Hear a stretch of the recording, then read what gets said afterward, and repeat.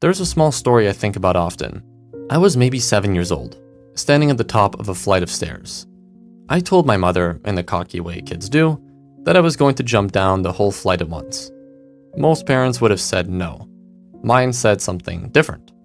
She said calmly, "If you really believe you're ready to do it, go ahead." I did not jump. I stood there for a long time. Then I walked back down. A few weeks later, I jumped one stair. Then two. Then more. It took me months to actually do the full flight. By the time I did, I was no longer cocky about it. And I had learned something I could not have learned any other way. The decision was mine. The risk was mine. The judgment of whether I was ready was mine. And I had been trusted to figure that out.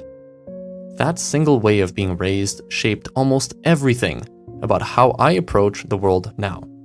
I never went to college. I never went to university. I taught myself almost everything I have used to build a life I have today.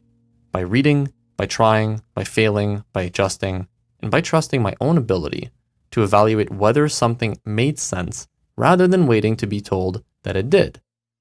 This is not a recommendation that you skip school. That is your decision and depends on what you are trying to build.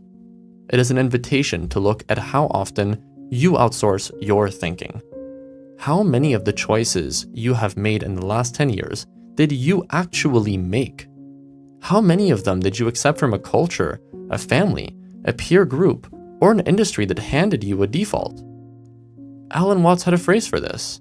The map is not the territory. The plan is not the life. The advice is not the answer.